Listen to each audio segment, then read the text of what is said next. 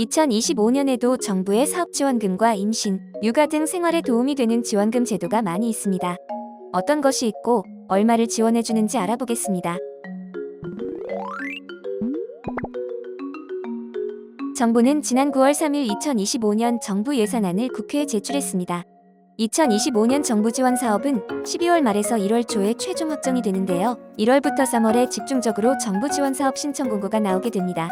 지금부터 2025년 정부 지원금에 대한 부분을 준비해야 하는 이유이기도 합니다. 중소기업의 해외 진출을 촉진하기 위해 필요한 다양한 수출 관련 서비스를 바우처 형태로 제공하여 기업이 자율적으로 필요한 서비스를 선택해 지원받을 수 있도록 하는 프로그램입니다. 지원 금액은 최대 1억까지 무상 지원하며 수출을 계획하고 있거나 현재 수출 중인 모든 중소기업을 대상으로 합니다. 지원 항목으로는 해외 마케팅, 무역 관련 교육, 해외 인증, 홍보 및 시장 조사, 통번역 서비스 등이 해당됩니다. 성장 가능성이 높은 중소기업을 대상으로 수행기관이 제공하는 분야별 서비스를 이용할 수 있도록 바우처 형태로 제공하는 프로그램입니다. 지원 금액은 최대 5천만 원까지 지원하며 제조업과 위탁 제조 모두 가능합니다. 기술 개발, 시제품 제작, 경영 컨설팅, 마케팅 전략 수립, 품질 개선, 국내 및 해외 인증 취득 특허, 디자인 등입니다. 수작업 위주의 중소제조업체의 생산성을 높이기 위해 작업 공정 내 정보통신 기술을 이용하여 공정 개선 및 자동화를 지원하는 프로그램입니다. 지원 금액은 업체별로 4,200만 원 지원합니다. 제조업체 중 소규모 생산을 하는 공방이나 소규모 제조기업으로 목공방, 밀키트 제조, 전통주, 양조장, 건축자재 제조 등 각종 제조업이 가능합니다. 생산공정 자동화, IoT 기반 설비 도입, 데이터 기반 생산성 관리 시스템 구축 등입니다. 중소기업 서비스 혁신을 위해 빅데이터, 인공지능 등 첨단 정보통신 기술을 활용한 솔루션 구축을 지원하는 사업 프로그램입니다. 지원 금액은 5천만 원입니다. 지원 업종은 서비스 기업으로 항목으로는 빅데이터, AI 등 첨단 ICT 도입 지원 및 중소기업의 디지털화, 경쟁력 확보 및 국내 서비스 산업 혁신 촉진 등입니다. 임신, 출산, 육아에 관한 지원금에 대해서 알아보겠습니다. 첫째 아이는 200만 원, 둘째 아이부터는 300만 원을 지원하는 제도로 첫 만남 이용권이 있습니다.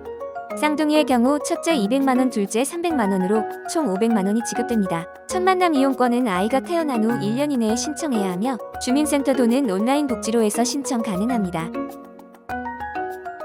만 0세 아동을 양육하는 부모에게 매월 현금을 지급하는 제도입니다.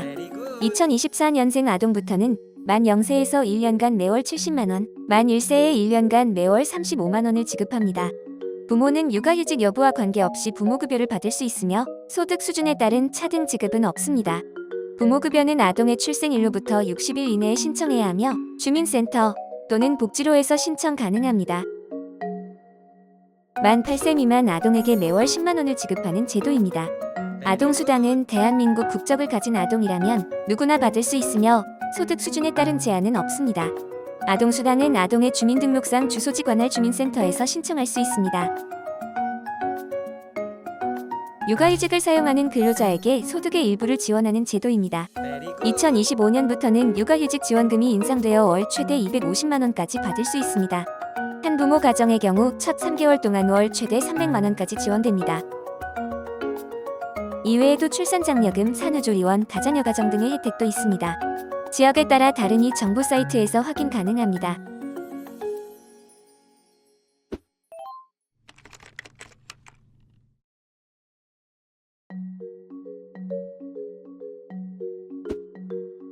올해 만 3천여 대의 수소차에 보조금이 지급됩니다. 환경부트 1일 이런 내용을 담은 2025년 수소전기 자동차 보급사업 보조금 업무 처리 지침을 발표했습니다. 올해 수소차 구매 국고 보조금 대상은 승용차 1만 1,000대, 버스 2,000대, 화물청소차 각 10대입니다. 수소 승용차는 2,250만 원, 수소버스는 2억 1천만에서 2억 6천만 원, 수소 화물차는 2억 5천만 원을 받습니다. 다자녀면 자녀 수에 따라 전기차 보조금이 더 주어집니다. 자녀가 둘인 경우 추가 보조금이 100만원, 셋이면 200만원, 4 이상이면 300만원입니다. 이는 다자녀 가구에게 보조금 10%를 추가로 주는 정률제였던 기존 정책을 정액제로 변경한 것입니다. 청년이 생애 최초로 전기차를 구입할 때 국비 전기차 구매 보조금을 20% 추가로 지원한다고 밝혔습니다. 지난해 차상위 이하 계층인 19세 이상에서 34세 이하 청년이 처음 전기차를 사는 경우 보조금 30% 더 주는 제도가 도입된 데 이어 대상을 확대했습니다. 요즘은 전기자전거가 대세라고 할 만큼 전기자전거의 수요도 늘고 있는데요. 전기자전거 보조금은 구매에 사용할 수 있는 정부 보조금입니다. 지자체에 따라 금액과 조건이 다르기 때문에 대부분의 지자체에서는 전기자전거 가격의 일정 비율을 보조하고 있습니다. 예를 들어 서울시에서는 전기자전거 구매비의 50%를, 경기도에서는 30%를 보조합니다. 전기자전거는 페달 보조 방식 전기자전거만 지원되면 스로틀 방식은 제외됩니다. 전기자전거는 해당 지자체 거주자, 18세 이상의 연령, 세대 소득이 중위 소득 이하일 경우 해당됩니다. 음식물 쓰레기 처리기를 사고 싶어도 너무 비싸서 못 사셨던 분들께 굿뉴스입니다. 정부가 음식물 쓰레기 처리기에도 보조금 정책을 내놓았습니다. 최대 70만원까지 보조해준다고 하니 지자체 홈페이지에서 확인해보시고 신청하시기 바랍니다. 이러한 혜택들을 어떻게 신청해야 하는지 알아보겠습니다.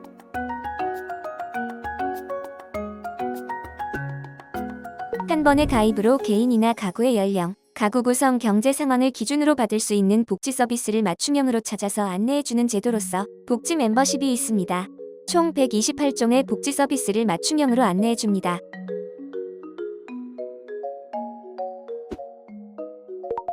복지 멤버십 신청 방법으로는 거주지에 관계없이 가까운 전국행정복지센터에 방문하시거나 복지로 홈페이지 복지로 어플 129 보건복지상담센터에서 신청하실 수 있습니다.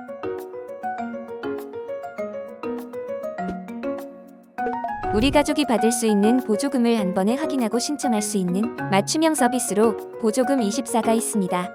중앙부처 419개, 자치단체 5091개, 공공기관 교육 1942개가 등록되어 있습니다. 신청 방법으로는 가까운 읍면동 주민센터에서 신청하거나 정부24 콜센터 1588-2188번으로 전화하면 됩니다. 정부24 홈페이지에서도 신청 가능합니다. 보조금을 신청할 때에는 자격 요건, 보조금 금액과 조건, 신청 기한 등을 잘 따져봐야겠습니다. 이상 K2 탈 채널 정보 뉴스였습니다.